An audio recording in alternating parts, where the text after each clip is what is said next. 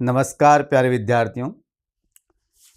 राजनीति विज्ञान को कैसे पढ़ा जाए और पढ़ने का सही तरीका क्या हो कि आपको भी समझ में आए और समझ में आने के बाद में आप पेपर में आने वाले सवाल को बहुत बेहतरीन तरीके से कर सकें। इसके लिए मेरी ये कोशिश थी कि आपको प्रत्येक टॉपिक और हर एक आर्टिकल सहित, भले वो सब क्लॉज है या क्लॉज है, हर एक की बात मैंने आपसे की। स्टेट पॉलिटी के अंदर हम लास्ट टॉपिक पर थे और मेरी बात जो करनी बाकी थी वो था राजस्थान राज्य विधिक सेवा प्राधिकरण। बहुत इम्पोर्टेंट ये प्राधिकरण है, अथॉरिटी है, जिसकी मेरी ख्याल से बात आपको किताबों में कम मिलेगी जनरली, क्योंकि पढ़ाया जाता नहीं है। और इस टॉपिक से सवाल और आना चाहिए और आएगा, उसमें कोई शक नहीं है। पर सवाल कैसे आएगा ये बात भी बहुत जरूरी है समझना, मगर इससे पहले समझना ये जरूरी है कि ये प्राधिकरण वास्तव में क्या है, क्यों अस्तित्व में आया और वर्तमान में ये कैसे नेशनल लेवल पर, स्टेट लेवल पर, डिस्ट्रिक्ट लेवल पर एंड तालुका यानी उपखंड लेवल पर काम करता है सिस्टम, ये बात करेंगे। और मेन टारगेट हमारा रहेगा वो रहेगा राजस्थान राज्य विधिक सेवा प्राधिकरण और उसके अधीन काम करने वाली कमेटीज और जो चेतना समितियां हैं वो कैसे काम करती है, इस पर अपन डिस्कस करेंगे, समझने की कोशिश करेंगे कि यह है क्या। तो राजस्थान राज्य विधिक सेवा प्राधिकरण है ना, हेडिंग अपन लगा लेते हैं, राजस्थान राज्य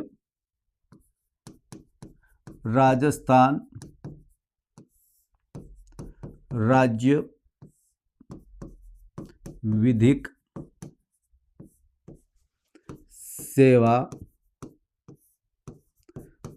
प्राधिकरण अर्थात Rajasthan state legal service authority, English में अपन कहें RSLSA, अर्थात Rajasthan state legal service authority है। क्या है ये? और सबसे इंपॉर्टेंट बात इसमें है वो है विधिक सेवा का क्या मतलब है। विधिक सेवा का सीधा मतलब यह है कि जिस व्यक्ति को न्याय चाहिए, जिस व्यक्ति को कानूनन सहायता चाहिए, जिस व्यक्ति को कोर्ट जाना है या कोर्ट गया है और वहां उसे एडवाइस चाहिए, लोगों को कानूनी जागरूकता चाहिए, कानून कैसे काम करता है, कानून क्या है, लोग कई बेनिफिट ले लेते हैं बेमतलब के, ये भी जरूरी है कि उसे न्याय मिले और प्राकृतिक न्याय के अनुरूप मिले और न्याय तक उसकी पूरी पहुंच हो और न्याय उसे उसके हिसाब से मिले। उसके हिसाब से मतलब उसका जो नुकसान हुआ है वो उसकी भरपाई हो, त्वरित मिले और रिश्ता भी लोगों के बीच बना रहे, बहुत जरूरी होता है। तब अपन कहते जब लीगल सर्विस कहलाती है, नहीं तो लीगल सर्विस कहां से होगी। यदि कहने का मतलब यह है कि इन्हें जो है कानूनी सहायता मिले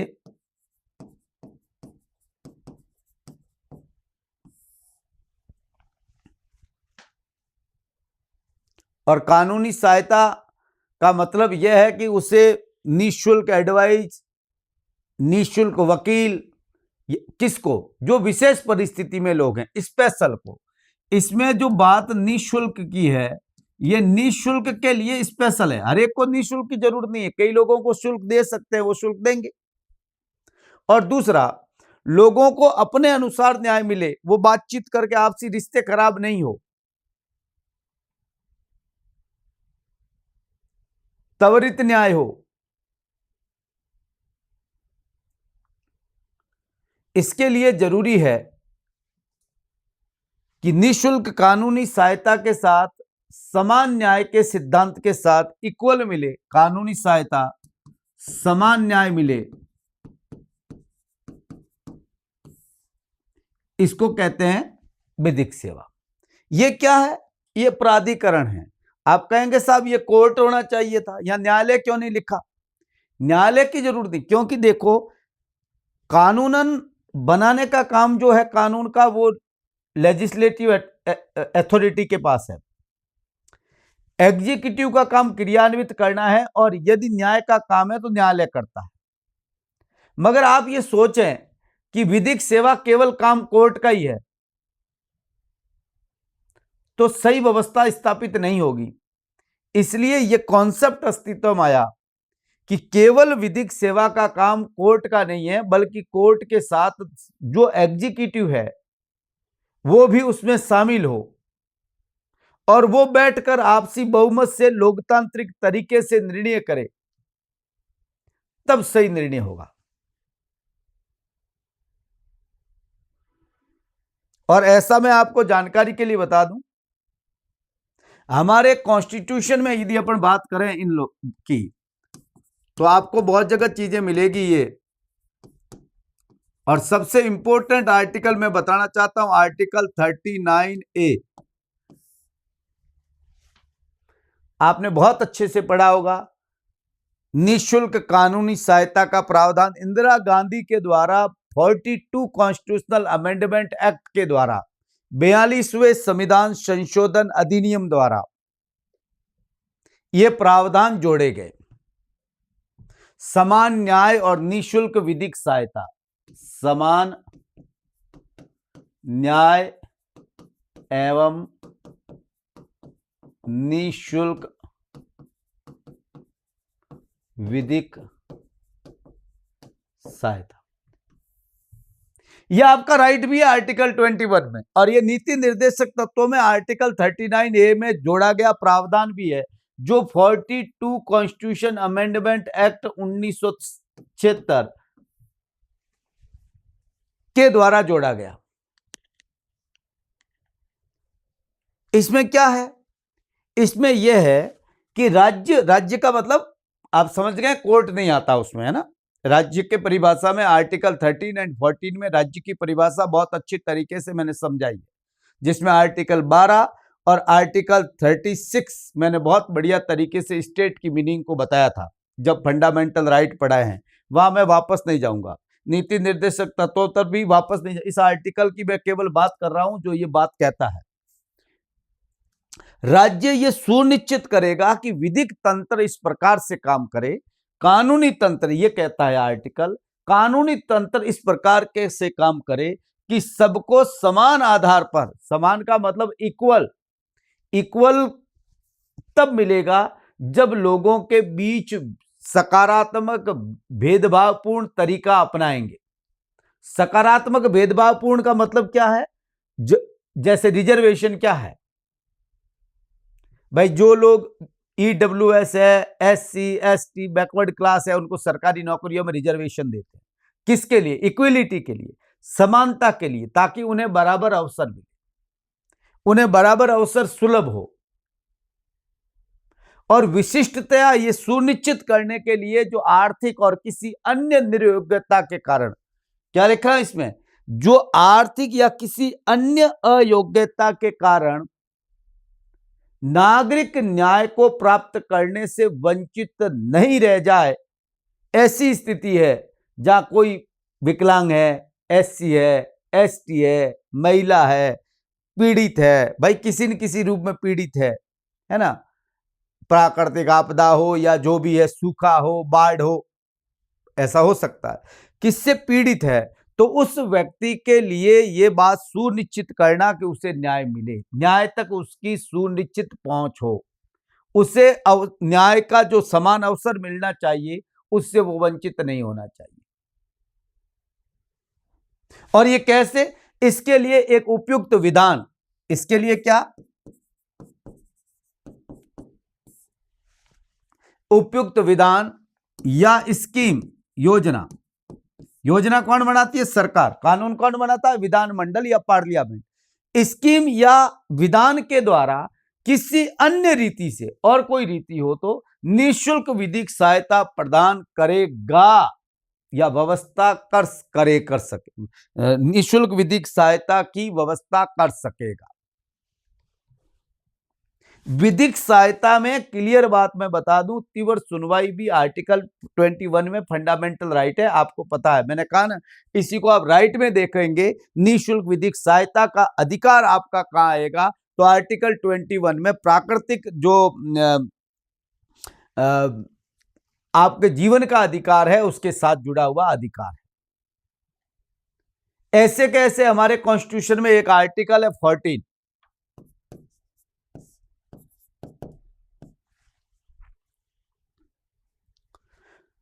राज्य सभी व्यक्तियों को विधि के समक्ष समानता और विधियों के समान संरक्षण से वंचित नहीं करेगा।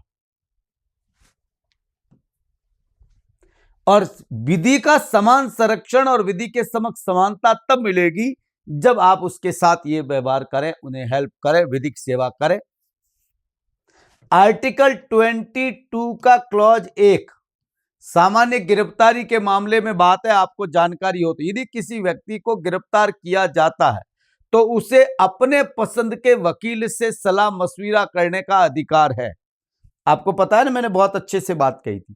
मगर स्थिति यहां पैदा होती है कि मान लीजिए उसके पास में वो पैसा है ही नहीं, उसके पास में तो वकील करने की औकात ही नहीं है, तो क्या होगा? और आप और हम सब अच्छी तरीके से जानते हैं, मैं आपको बहुत अच्छे से बता दूं विद्यार्थी, लोग न्याय तक पहुंच इसलिए नहीं रखते कि उनके पास बड़ा पैसा नहीं। बेंथम ने कहा था इंग्लैंड के बारे में, हमारे यहां न्याय बिकता है और ऊंचे दामों पर बिकता है। न्यायाधीश और वकील आपस में मासियात होते हैं, मौसेरे भाई होते हैं। बड़ी रकम के बिना न्याय तक पहुंच संभव नहीं है। क्या पैसों से न्याय बिकता हो वो एक सभ्य समाज हो सकता है? नहीं हो सकता।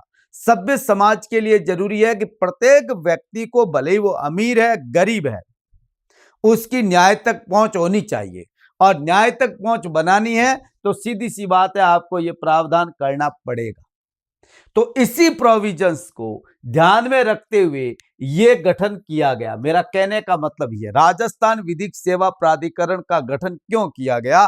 क्योंकि जो निर्देश है आर्टिकल 39A, उसको लोगों तक पहुंचाना और लोगों तक समान और निःशुल्क विधिक सहायता देने के लिए प्रावधान किए गए। क्या पहले नहीं था? ऐसा था, इससे पहले भी बहुत सारे प्रयास थे, ऐसी बात नहीं है। यह प्राधिकरण तो आप अच्छी तरीके से जानते हैं, इसको कानून बनाया गया 87 में बनाया गया, 98 में राजस्थान में यह गठित हुआ है प्राधिकरण। तब तक क्या था, यह भी तो अपने को पढ़ना पड़ेगा, यह भी समझना पड़ेगा। बहुत क्लियर मैं एक समझदारी की बात बताना चाहता हूं। सबसे पहले इसको लेकर, विधिक सहायता को लेकर जो आंदोलन की शुरुआत हुई दुनिया में देखे में, तो विद्यार्थियों 1851 के अंदर फ्रांस में सबसे पहले इसको लेकर आंदोलन चला। और आंदोलन इसलिए था कि भाई गरीब जो है, उन गरीबों को कानूनी सहायता मिलनी चाहिए। 1851 की बात कर रहा हूं मैं, फ्रांस में। और उस समय कानून बनाया गया, मैं आपको बताना हूं, 1851 के अंदर फ्रांस में कानून बनाया कि गरीबों को कानूनी सहायता मिलनी चाहिए। 1944 में आते आते विद्यार्थियों, यूके के लॉर्ड चांसलर कहते हैं, लॉर्ड चांसलर का मतलब यह हुआ, जो लॉर्ड सभा का हेड है उसको लॉर्ड चांसलर कहते हैं, लॉर्ड सभा का सभापति।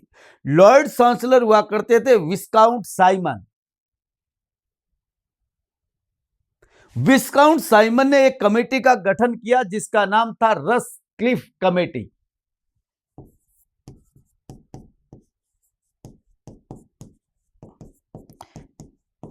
ये इंग्लैंड की बात मैं आपसे कर रहा हूं। इस कमेटी ने एक बहुत इंपॉर्टेंट बात कही वेल्स और इंग्लैंड के बारे में, यूके के बारे में नहीं। यूके आपको पता है, मैं बहुत अच्छे से समझा चुका हूं। यूके अलग है, ग्रेट ब्रिटेन अलग है, ब्रिटेन अलग है विद्यार्थियों, और इंग्लैंड अलग है, वेल्स अलग है। इनकी अपनी परिभाषा है, आपको अच्छे से ध्यान रखना है।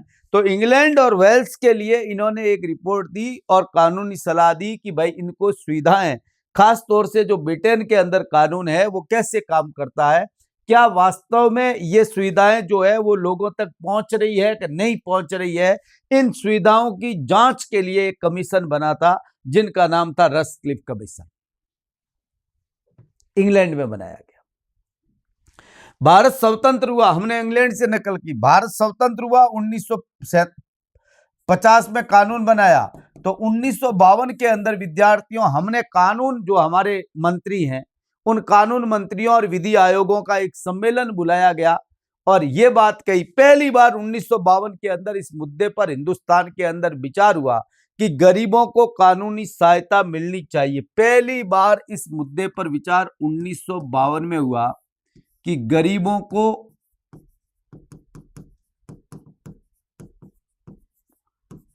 कानूनी सहायता कैसे दी जाए। इस फर्स्ट टाइम नई दिल्ली के अंदर, जहां विधि मंत्रियों और विधि आयोगों का एक सम्मेलन था, उसके अंदर यह डिस्कस हुआ। 1960 में कानूनी सहायता योजनाओं पर विचार किया गया। 1979 के बाद में विद्यार्थियों देश में एक नई बात आई जिसको मैंने आपसे कहा, PIL पब्लिक इंटरेस्ट लिटिगेशन का कॉन्सेप्ट आया। और उस दौरान 1980 के अंदर सर्वोच्च न्यायालय के न्यायाधीश PN भगवती की अध्यक्षता में एक समिति बनी। यह बहुत इंपॉर्टेंट बात थी 1980। 1976 की बात करें तो मैंने आपसे कहा 42वां संविधान संशोधन अधिनियम 1976 के द्वारा आर्टिकल 39A जोड़ा गया और समान न्याय और निःशुल्क कानूनी सहायता की बात कही गई। 1980 में जो कमेटी बनी, इस कमेटी का नाम था PN भगवती कमेटी। ऐसे इसका नाम PN भगवती कमेटी के नाम से, PN भगवती अध्यक्ष थे इसलिए इसको PN भगवती कहते हैं। ऐसे ये थी कानूनी सहायता जो योजना है उसके क्रियान्वयन हेतु समिति थी, सिलॉस कहते हैं जिसको।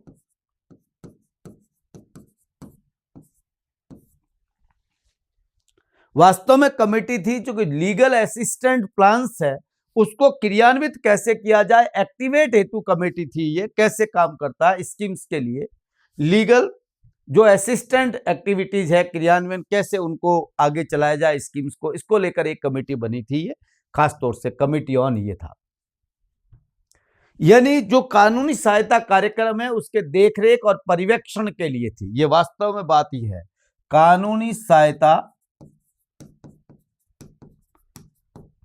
देखरेख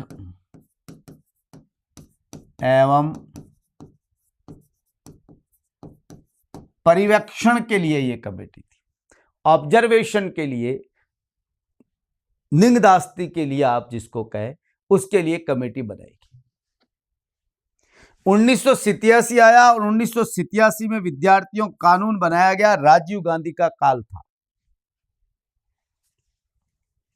और उस कानून का नाम दिया गया विधिक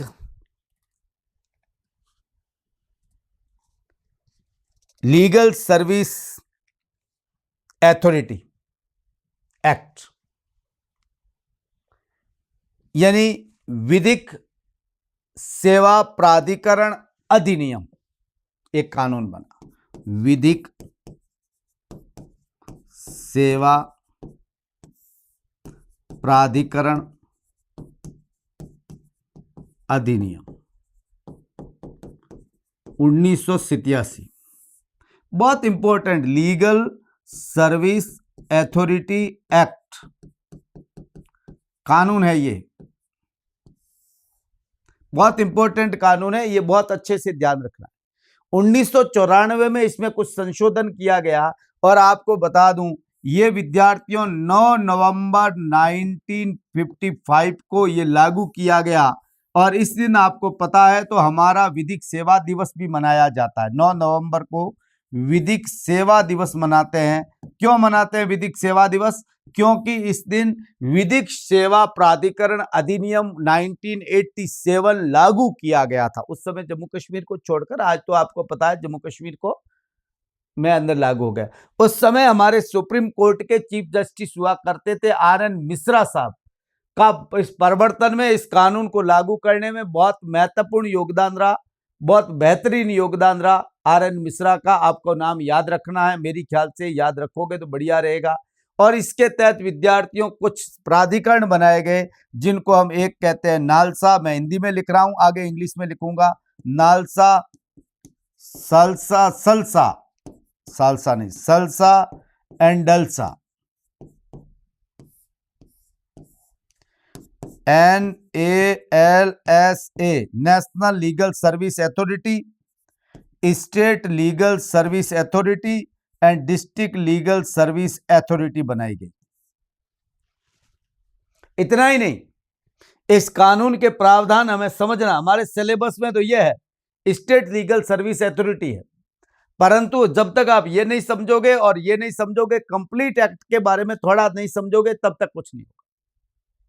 इसके अंदर आपको जानकारी हो तो नालसा जो बनाया गया था, पहला जो प्रथम बार नालसा बनाया, इसका एक है विद्यार्थियों, एक कार्यकारी अध्यक्ष होता है, के रामास्वामी साहब पहले हुआ करते थे। 1997 में ही उस समय जब बनाया गया था, उस समय एक सचिव बनाए गए थे RP चोपड़ा, इसके सेक्रेटरी बनाए गए थे, फर्स्ट सेक्रेटरी थे। आपको बता दूं, ये काम पूरी तरीके से नालसा जो काम करने लगा था वो फरवरी 1998 में पूरी तरीके से काम करने लगा था, सब अस्तित्व में आ गए थे। इससे पहले जरूर कार्यकारी अध्यक्ष वगैरह बनाए गए थे, प्रथम सदस्य सचिव RP चोपड़ा को बनाया गया था नालसा का, मगर बाद में कंप्लीटली क्रियाशील हुआ वो इस समय हुआ। आज आपको पता है ये बहुत अच्छी तरीके से नालसा, सलसा और डलसा काम करते हैं, इनके नीचे उस समितियां काम करती है, उसके नीचे आपको पता है बहुत अच्छी तरीके से मैं बता दूं तो चेतना समितियां काम करती है, लोक अदालतें काम करती है, कैसे काम करती है ये समझना बहुत जरूरी है, बहुत जरूरी है। जब ये गठन किया गया था प्रारंभ के अंदर, उसके बाद राज्य विधि सेवा प्राधिकरणों की एक प्रथम बैठक दिल्ली में बुलाई गई, जो स्टेट सलसा के इनके साथ बैठ के होती रहती है, तो इन्होंने दिल्ली में बैठक बुलाई 12 सितंबर 1998 को, और उसकी अध्यक्षता की थी AS आनंद। उस समय मैं बता दूं AS आनंद जो है वो कार्यकारी चेयरमैन थे। इसका दो चेयरमैन होते हैं, एक तो संरक्षक होते हैं जो सुप्रीम कोर्ट के चीफ जस्टिस होते हैं, इसके हाई कोर्ट के चीफ जस्टिस होते हैं, और इसे जिला न्यायाधीश होते हैं। इनका विद्यार्थियों एक एग्जीक्यूटिव ऑफिसर होता है, कार्यकारी हेड होता है, और इसके कार्यकारी हेड उस समय हुआ करते थे AS आनंद, जस्टिस AS आनंद सुप्रीम कोर्ट के थे, जो इसके चेयरमैन हुआ करते थे। उनकी अध्यक्षता में यह बैठक हुई थी। सेकंड बैठक सलसा और नलसा के साथ में जो बैठक हुई वो हैदराबाद में 1999 में बुलाई गई थी। उस समय मैं आपको बता दूं AS आनंद साहब ही उस समय, मैं आपको जानकारी के लिए बता दूं, वो संरक्षक बन चुके थे, अर्थात पैट्रन ऑफ चेयर बन चुके थे, हेड बन चुके थे इसका, तो वो उस समय थे। और इसके साथ में SP भरूचा, आपने नाम सुना है तो बहुत इंपॉर्टेंट थे, वो भरूचा साहब जो हैं इसके सेकंड नलसा के एग्जीक्यूटिव ऑफिसर थे, कार्यकारी अध्यक्ष थे, एग्जीक्यूटिव प्रेसिडेंट थे, कार्यकारी प्रेसिडेंट थे, और ये काम चला। बहुत मतलब इंपॉर्टेंट बातें हैं, अपन जब पढ़ेंगे एक एक करके राजस्थान में वर्तमान में कौन है, नलसा कैसे काम करता है, सलसा कैसे काम करता है, तो हमारी बातें बहुत अच्छे से हो जाएगी, कोई प्रॉब्लम है नहीं।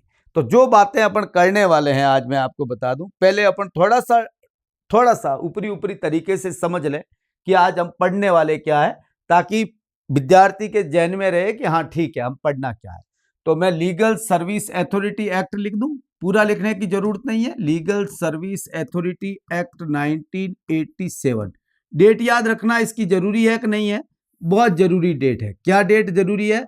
9 नवंबर 1995, बहुत इंपॉर्टेंट डेट है। क्यों डेट इंपॉर्टेंट है, मैंने आपको क्लियर कह दिया कि इसी दिन हम राष्ट्रीय विधिक सेवा दिवस के रूप में या विधिक सेवा दिवस के रूप में मनाते हैं। इसलिए ये दिन बहुत इंपॉर्टेंट दिन है और आपको इस दिन का याद रखना पड़ेगा। याद नहीं रखोगे, मैं आपको बता देता हूं, गड़बड़ हो जाएगी। दूसरा जो विधिक सेवा सम्मेलन हुआ था, मैं आपको जानकारी के लिए बता दूं, उस समय ये डिसाइड किया गया था कि हम इस दिन मनाएंगे। हैदराबाद में जो सम्मेलन हुआ था उस समय 1999 में हमने तय किया कि हम 9 नवंबर को, क्योंकि इस दिन हमने विधिक सेवा प्राधिकरण अधिनियम लागू किया है, तो हम इस दिन को क्या मनाएं, राष्ट्रीय विधिक सेवा दिवस के रूप में मनाएं और विदाई सेवा दिवस के रूप में आज भी हम इसको मनाते है। उसमें कोई प्रॉब्लम नहीं है। जनरली थोड़ी थोड़ी बातों का ध्यान रखा जाता है तो आराम से हो जाता है। ये डेट ध्यान रखना है, 9 नवंबर 1995। ठीक बात है। मेरे ख्याल से किसी प्रकार की कोई प्रॉब्लम होनी नहीं चाहिए। अब इसमें अपने को क्या पढ़ना है, ये बहुत जरूरी चीज है। एक तो इसमें यह है कि ये एक्ट है, ठीक है। किसने बनाया एक्ट? क्लियर बात है, एक्ट बनाया पार्लियामेंट ने। क्लियर बात है बेटा। देखो मैं बहुत इंग्लिश कहीं नहीं, ये बहुत सिंपल, संसद, हिंदी बोल देता हूं, संसद ने बनाया। इसके नीचे होते हैं रूल। रूल कौन बनाती है? सरकार।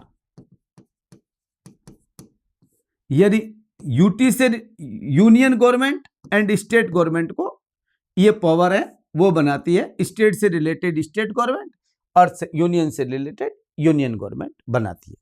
अब आप यहां देख रहे हैं बहुत अच्छी तरीके से, ये कोई जो प्राधिकरण है, विधिक सेवा प्राधिकरण, ये केवल कोर्ट के मेंबर नहीं होते, इसमें कार्यपालिका के मेंबर भी होते हैं। अपन पढ़ेंगे तो अपने को बात अच्छे से समझ में आ जाएगी कि हाँ ये ऐसा होता है, ये बहुत अच्छी तरीके से समझ। दूसरा, इसके नीचे होता है विद्यार्थियों regulation.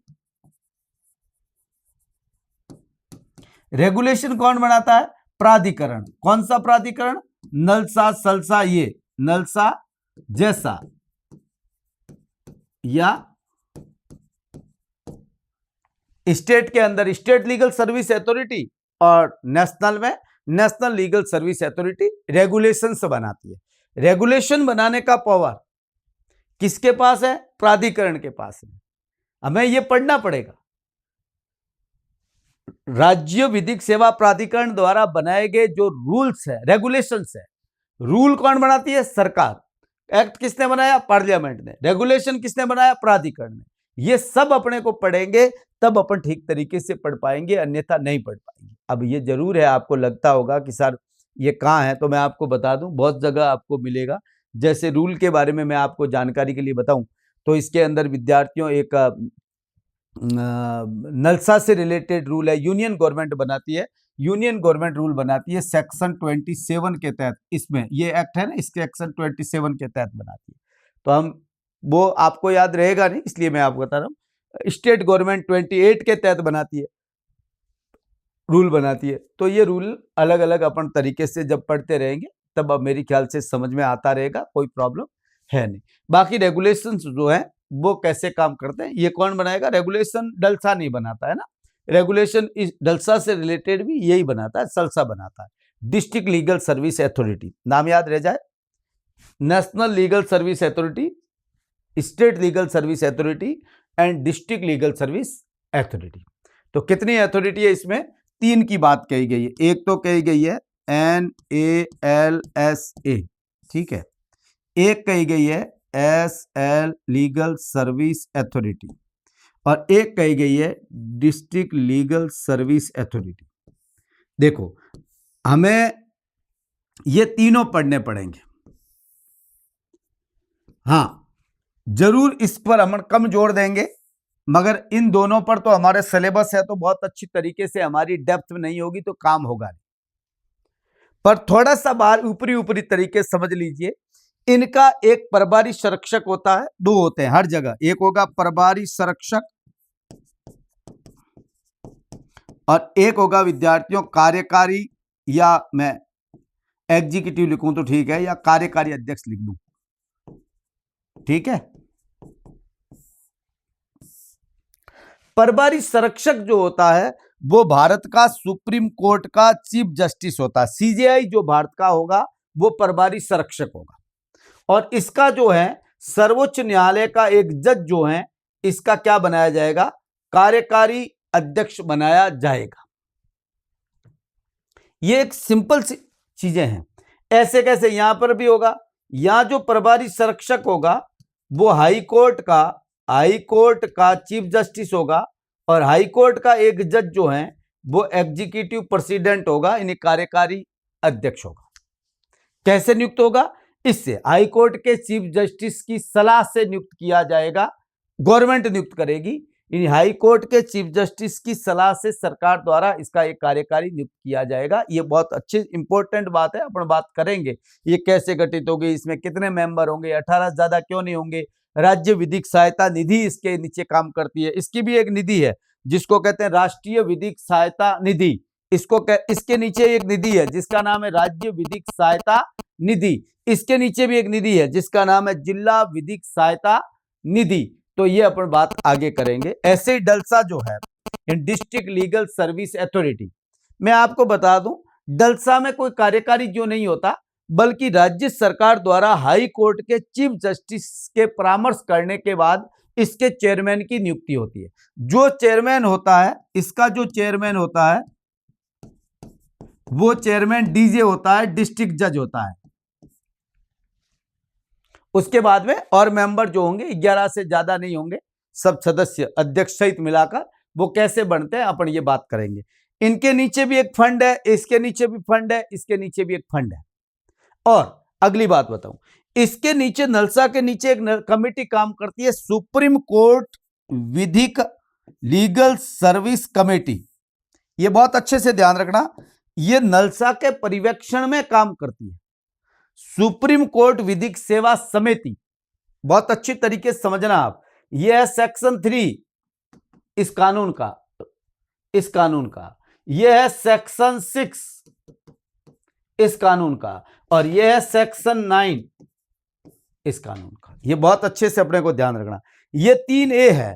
Supreme court legal service committee एक बनाई गई है जिसमें सुप्रीम कोर्ट का न्यायाधीश जो है वो इसका चेयरमैन होता है।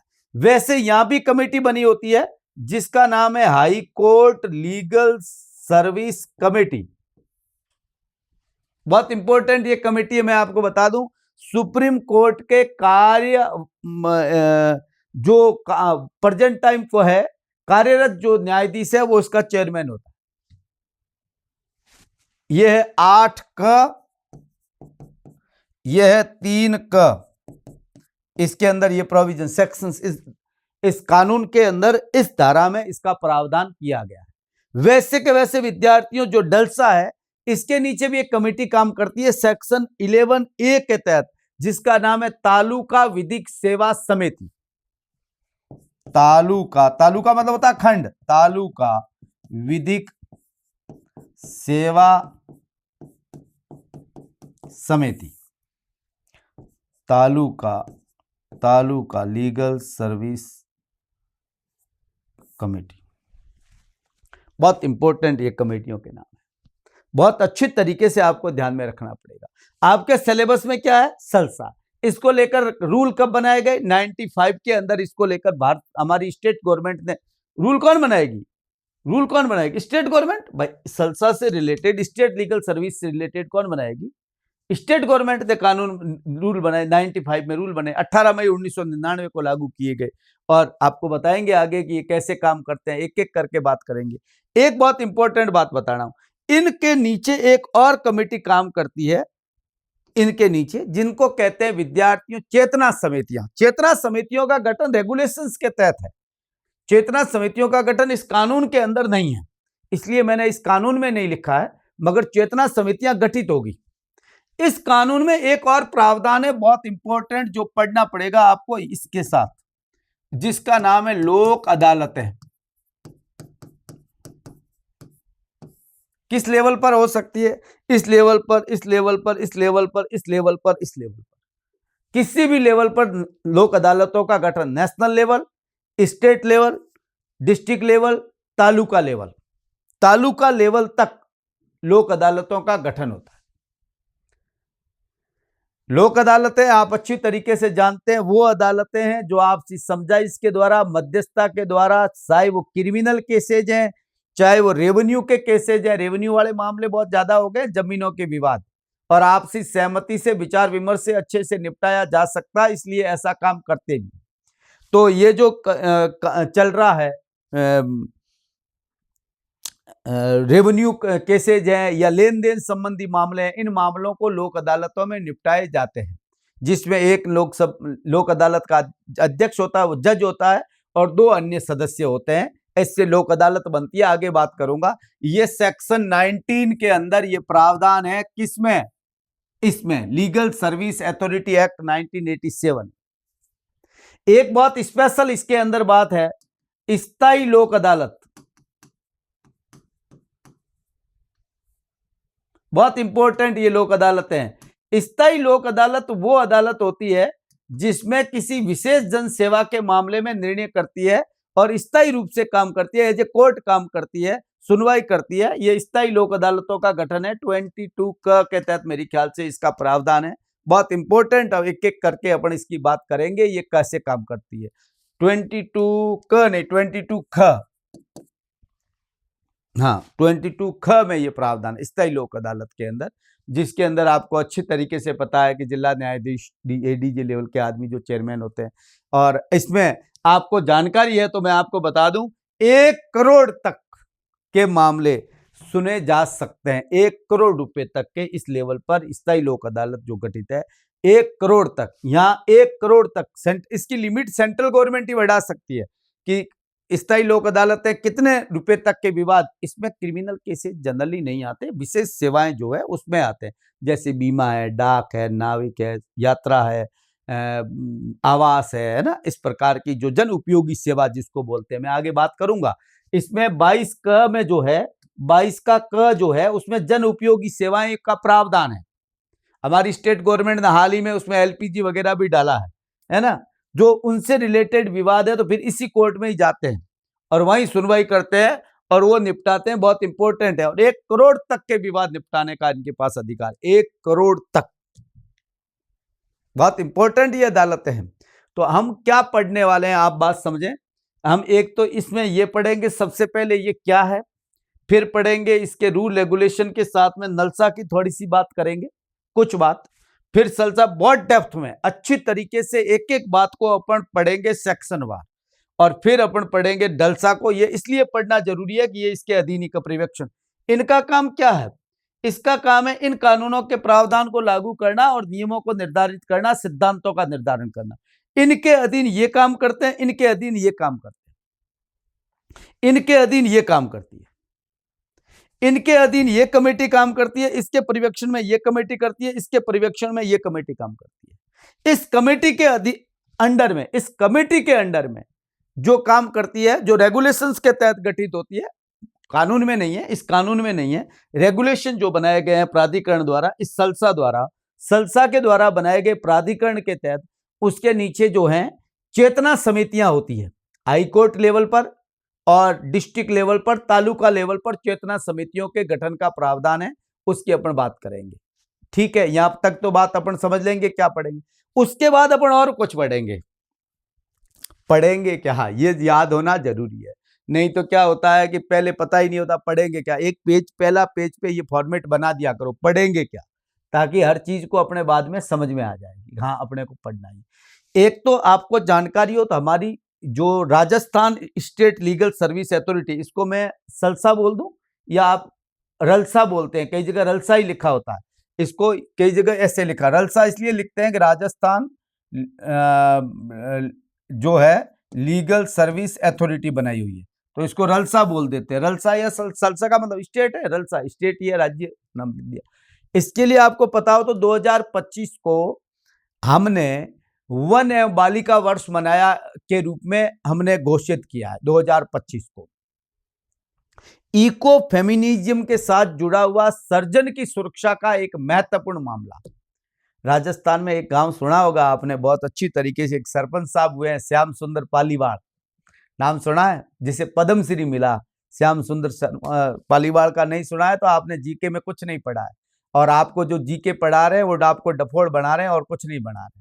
इसलिए मैं आपको बता दूं, मेरी ख्याल से पढ़ा होगा और नहीं जिसको पिपलार्थी मॉडल बोलते हैं।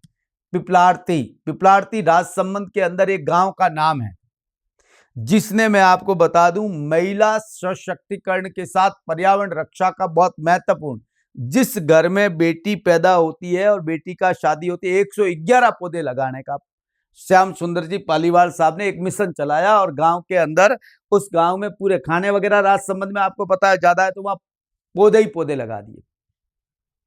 तब सलसा ने कहा कि अपने को भी इसको लेकर, खासतौर से पर्यावरण और इस जो पिपलार्थी मॉडल है, पिपलार्थी का, इस मॉडल को अपन यूज करें। और उन्होंने बालिका के जन्म पर 11 पौधे नाम से लगाते हैं कि इस बच्ची के जन्म हुआ, इस बच्ची के जन्म पर 11 पौधे लगाए। सोचो, यदि हम इस मॉडल को लेकर चलें, शुरू कर दें, तो ये स्टेट किधर चला जाएगा। ये पर्यावरण, ये समस्याएं, ठीक है, दुनिया, पर्यावरण किसी व्यक्ति की या राज्य की, राष्ट्र की समस्या नहीं है, बल्कि वैश्विक समस्या है, आप अच्छी तरीके से जानते हैं। ऐसे एक हमारे सलसा ने एक प्लान निकाला, स्कीम निकाली, जिसका नाम था राजस्थान साक्षी संरक्षण स्कीम 2020 में। उसमें हमने ये तय किया कि कोई व्यक्ति को यदि साक्षी बनाया जाता है तो उसके साथ गोपनीय रखी जाएगी उनकी जानकारी वगैरह उनको, क्योंकि कई बार क्या, हर आदमी किसी की हेल्प करके गले पड़ना है, उड़ तो तीर लेना, किसी का भला कर रहे हैं, किया तो भला और पड़ गई गले, तो करें क्या। तो इसलिए भी ध्यान, ऐसे स्टेट गवर्नमेंट ने राजस्थान विक्टिम कंपनसेशन स्कीम शुरू की 2011 के अंदर। ये कंपनसेशन स्कीम इसकी है, सलसा की है। तो इस स्कीमों की भी बात यदि अपन लास्ट में करते हैं, ऐसे आपको जीके में पढ़ना होता है ये, और मेरे ख्याल से वो जीके के साथ पढ़ रहे हैं राजस्थान में, या सलसा के साथ पढ़ाना मेरे ख्याल से कितना ठीक है। मगर आपको कुछ चीजों का तो ध्यान रखना ही चाहिए, जैसे वन बालिका वृक्ष 2025, जैसे हमारा पिपलार्थी मॉडल है, जिस प्रकार से हमारा राजस्थान साक्षी संरक्षण अधिनियम 2020, ये कुछ याद रखना चाहिए। राजस्थान विक्टिम कंपनसेशन स्कीम जो है 2011 की, ये स्कीम भी ध्यान रखनी चाहिए। कुछ चीजों का ध्यान रखिए, बाकी ज्यादा जरूर नहीं, अपन लास्ट में इस पर बात करेंगे। पहले अपन इस कानूनी बात करते हैं, इसी परिप्रेक्ष्य में समझने की कोशिश करते हैं कि ये काम कैसे करता है ना, ये बहुत जरूरी बात है। तो एक तो बात आप समझ गए कि लीगल सर्विस अथॉरिटी जो एक्ट है, इसमें किसका प्रावधान है, तो नलसा का प्रावधान है। क्लियर बात है, बहुत अच्छे से आप समझ गए।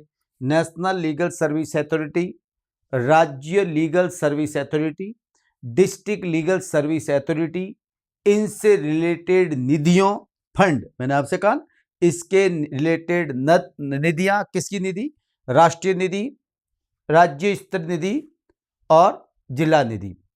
इसके साथ क्या है, इससे रिलेटेड सेवा समितियां, किससे सेवा समिति, supreme court legal service committee, high court legal service committee और तालुका लीगल सर्विस कमेटीज, इसका प्रावधान है।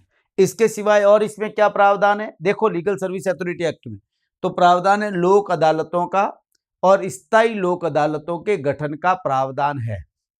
क्लियर बात है, किसी प्रकार का कोई प्रॉब्लम होना नहीं चाहिए। कब गठन किया गया नलसा का, 1998 में गठित किया गया। एक एक करके अपन पढ़ेंगे तो आपको पता चलता रहेगा। ये कानून जो बना था, ये कानून बना था विद्यार्थियों 11 अक्टूबर 1987 को, और इसे लागू किया गया पूरे देश में 9 नवंबर 1995 को। इसी दिन हम विदाई सेवा दिवस के रूप में मनाते हैं। अब यह है पहला सबसे इंपॉर्टेंट बात, इसका गठन क्यों किया गया, फिर अपन एक एक करके इसकी बात करते हैं। हाँ, तो जो national legal service authority act है, विधिक सेवा प्राधिकरण अधिनियम 1987 का उद्देश्य क्या है, क्यों बनाया गया। पहला सबसे महत्वपूर्ण बात है वो है समाज के कमजोर वर्गों को निःशुल्क एवं सक्षम विधिक सेवा। कमजोर वर्ग के लिए हकदार कौन है, कमजोर है। कमजोर का मतलब कौन है, कमजोर का ST, SC, PH, woman, child, rural, urban, government का इंटरप्राइजेज के अंदर कहीं लगा हुआ कोई लेबर है ना, कोई प्राकृतिक आपदा वगैरह से पीड़ित व्यक्ति है, कोई मान लीजिए अनैतिक व्यापार के अंदर महिलाएं कोई पकड़ी गई वो है, उससे रिलेटेड जो है, या जो किशोर वय से रिलेटेड है, जुवेनाइल जस्टिस से रिलेटेड, मामले हैं, ये जो आते हैं ये कमजोर वर्ग है। इन कमजोर के लिए क्या है, निःशुल्क सक्षम विधिक सेवा, महत्वपूर्ण उद्देश्य यह है। दूसरा, न्याय की सुरक्षित करने का अधिकार। न्याय को सुरक्षित करने का मतलब है न्याय मिले,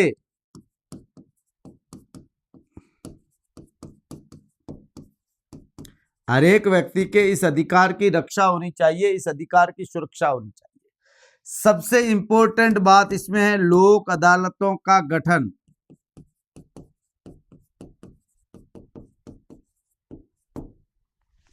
सबसे इंपॉर्टेंट बात है समान अवसर के आधार पर न्याय।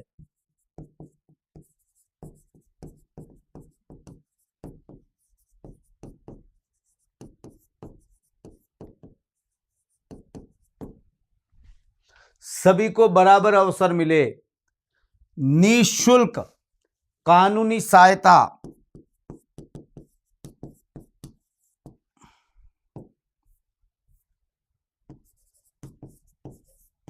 वो भले किसी के बारे में पूछ ले, सलसा का पूछ ले, नलसा का पूछ ले, ये जरूर आपको ध्यान रखना है कि ये उद्देश्य है इस कानून के, इसके बनाए जाने के पीछे के मूल उद्देश्य ये है, टारगेट ये है। ठीक है, कोई प्रॉब्लम होने वाली नहीं है, बहुत सिंपल सी चीजें हैं, समझने वाली बातें हैं, आप समझ जाएंगे। कमजोर कौन है, विधिक सेवा क्या है, किस लिए बनाई गई और क्या है।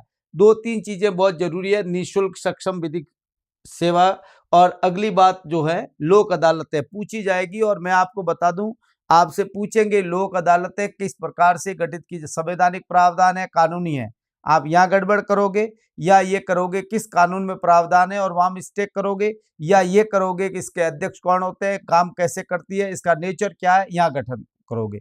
जो अपन आगे पढ़ेंगे नेचर का, तब अपन बात करते रहेंगे अच्छी तरीके से, मेरी ख्याल से कोई प्रॉब्लम आएगी नहीं। इस कानून के अंदर विद्यार्थियों सेक्शन 3 बहुत इंपॉर्टेंट है, जो कि राष्ट्रीय लीगल सर्विस अथॉरिटी के गठन की बात करता है ना। तो पहले अपन राष्ट्रीय लीगल सर्विस अथॉरिटी की बात करते हैं, हेडिंग लगा दूं, राष्ट्रीय विधिक, इंग्लिश में लिख दूं तो ठीक कैसा रहेगा बेटा, नेशनल लीगल सर्विस अथॉरिटी अर्थात नलसा। किसमें प्रावधान है, प्राधिकरण के सेक्शन 3 में प्रावधान है। बहुत इंपॉर्टेंट सेक्शन है, 3, 6 और 9 याद रह जाएगा ना। 3 में नलसा, 6 में सलसा और 9 में डलसा, ये थोड़ा ध्यान रख लोगे। सेकंड ग्रेड जैसे एग्जाम के अंदर, थर्ड ग्रेड जैसे एग्जाम के अंदर, आरएएस जैसे एग्जाम के अंदर काम हो जाता है। पॉलिटिकल साइंस का कोई स्टूडेंट है तो उसको थोड़ा सा ज्यादा ध्यान रखना पड़ता है, क्योंकि वो सीधी सी बात है, फिर पॉलिटिकल साइंस है। मगर मैं जो आपको पढ़ा रहा हूं जीके के हिसाब से पढ़ा रहा हूं। सवाल एक कि ये गठन कौन करता है, क्यों करता है, हो गया ना, कौन करता है, इसके गठन करता है केंद्र सरकार। आपको ये ध्यान रखना, मैं ऑब्जेक्टिव के हिसाब से बात कर रहा हूं। गठन कौन करेगा, केंद्र सरकार करती है।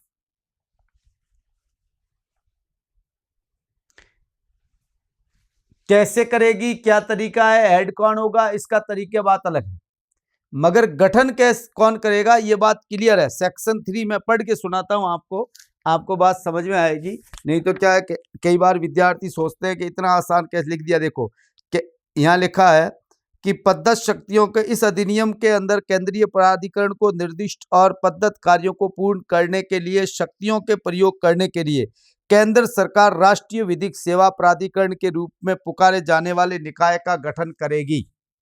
इट्स क्लियर है ना। तो केंद्र सरकार, आपसे सवाल सीधा यही बनेगा, ये कैसे गठन होगा, ये काम कैसे करेगी, मैं आपको बता दूं। इसका एक होता है विद्यार्थियों जिसको कहते हैं पैट्रॉन इन चीफ, यानी प्रभारी संरक्षक, सबसे इंपॉर्टेंट पद होता है इसका। इस नलसा का जो प्रभारी संरक्षक है, बहुत इंपॉर्टेंट तरीके से ध्यान रखिएगा, पदेन होता है कौन, हमारे सुप्रीम कोर्ट के जो सीजेआई होंगे वो इसके प्रभारी संरक्षक होंगे। प्रभारी संरक्षक, पैट्रॉन इन चीफ ऐसे बोल लिखा जाता है इसको। इंपॉर्टेंट बात है, ये बहुत इंपॉर्टेंट बात है और ध्यान रखना है। इसके एक होता है प्रभारी के साथ में विद्यार्थियों संरक्षक के सिवाय एग्जीक्यूटिव प्रेसिडेंट, एग्जीक्यूटिव प्रेसिडेंट अर्थात कार्यकारी अध्यक्ष।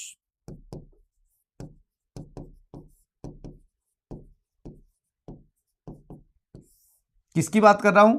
नेशनल लीगल सर्विस अथॉरिटी की बात कर रहा हूं। यह सर्वोच्च न्यायालय का कार्यरत या सेवानिवृत्त न्यायाधीश होगा। कौन? सुप्रीम कोर्ट का कार्यरत या सेवानिवृत्त जो न्यायाधीश है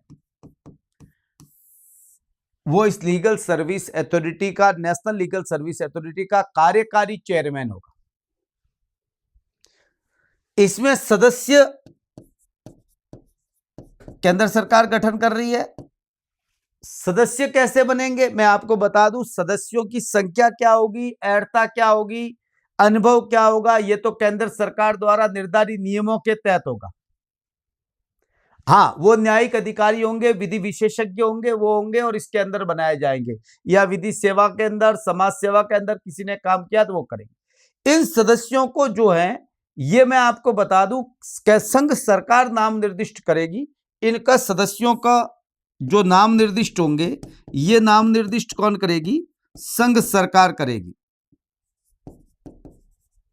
परंतु संघ सरकार ऐसा करने से पहले सीजेआई जो हमारे हैं, भारत के मुख्य न्यायाधीश जो हैं, उससे सलाह लेनी पड़ेगी, उससे बात करनी पड़ेगी। परामर्श सलाह के बाद ही ऐसा करेगी। और इन सबसे मिलकर विद्यार्थियों एक बनेगा जो लीगल सर्विस अथॉरिटी है। इसके साथ एक और होगा सदस्य सचिव, बहुत इंपॉर्टेंट पद है सदस्य सचिव। याद रखना ये सदस्य सचिव का पद सब जगह होगा। सदस्य सचिव ऐसी बात नहीं है, यही होगा। ये केंद्र सरकार की सलाह से सीजेआई की सलाह से केंद्र सरकार नियुक्त करेगी। केंद्र सरकार वही सीजेआई की सलाह। आप यहां एक बात देख रहे हैं, यह प्राधिकरण में कार्यपालिका है या न्यायपालिका? दोनों है, क्योंकि इसका मूल उद्देश्य यह था बनाने का कि केवल विधिक सेवा का काम न्यायपालिका का नहीं है बल्कि कार्यपालिका का भी है, वो भी इसके साथ मिलकर करे। इसलिए आप देख रहे हैं कि केंद्र सरकार नियुक्ति कर रही है, सीजेआई की सलाह से कर रही है। यहां जुडिशरी है, मगर ध्यान रखो ये प्राधिकरण नलसा सलसा डलसा ये और इसकी अदालतें जो है, लोक अदालतें, ये सिविल, ये कोर्ट है। इन्हें सिविल कोर्ट के पूरे राइट्स होते हैं। वो कोर्ट की तरह न्यायिक कार्रवाइयां मानी, ये अर्ध न्यायिक संस्थाएं नहीं है, ये न्यायिक संस्थाएं हैं। इस बात का आपको बहुत अच्छी तरीके से ध्यान में रखना है। ये सदस्य सचिव जो न्यायिक अधिकारी होगा ये केंद्र सरकार के द्वारा सीजेआई की सलाह से नियुक्त किया जाएगा। प्रशासनिक कार्य करने वाला इसका सबसे महत्वपूर्ण वाक्य ये लोग होते हैं। सदस्यों की इन सदस्यों के बारे में, सदस्य सचिव के बारे में सेवा शर्तें हैं, उनके रिलेटेड निबंधन है, उनके ऊपर किसी प्रकार का कंट्रोल है, वो केंद्र सरकार के द्वारा सीजेआई की सलाह से जो तैयार किए जाएंगे नियम उसके तहत होगा। अधिकारियों और कर्मचारी जिसको जरूरत है सीजेआई की सलाह से केंद्र सरकार उन्हें प्रोवाइड करवाए जाएंगे। वेतन भत्ते अधिकारियों और कर्मचारियों को सीजेआई की सलाह से केंद्र सरकार द्वारा दे होंगे और भारत की संचित निधि से इनका व्यय होगा। पूरा का पूरा अधिकारी, कर्मचारी, सदस्य और जो है इनके सबका खर्चा जो है भारत की संचित निधि से खर्च होगा। आपको बहुत एक स्पेशल बात मैं बताना चाहता हूं, यदि किसी को तनख्वाह मिलती है तो उसके जगह तनख्वाह नहीं मिलके उसको एक मानदेय मिलेगा। 200, 500, 1000, 2000, 10,000, 20,000 ऐसे मानदेय तय होगा। जब वो काम करेंगे तो उसे मानदेय मिलेगी। एक बात बता दूं, इसमें जितने सदस्य हैं और उसमें किसी भी प्रकार के यदि कोई सदस्य का स्थान रिक्त है या गठन के अंदर किसी प्रकार की कोई त्रुटि है नलसा के अंदर, तो इसका मतलब ये नहीं होगा कि उसके द्वारा की गई कार्रवाई जो है वो अयोग्य हो जाएगी, लायक नहीं होगी। ऐसा नहीं होगा, उनकी कार्रवाई वैलिड ही होगी। मैं ज्यादा डेप्थ में इसमें नहीं जाना चाहता क्योंकि सलसा में अपना मेन सिलेबस है, उसकी बात करेंगे। ये ऐसे बनती है नेशनल लीगल सर्विस अथॉरिटी, मेरा कहने का मतलब ये। इस नेशनल लीगल सर्विस अथॉरिटी की शक्तियों और कार्यों के लिए इनके काम कौन करे, इनके जो पावर्स है,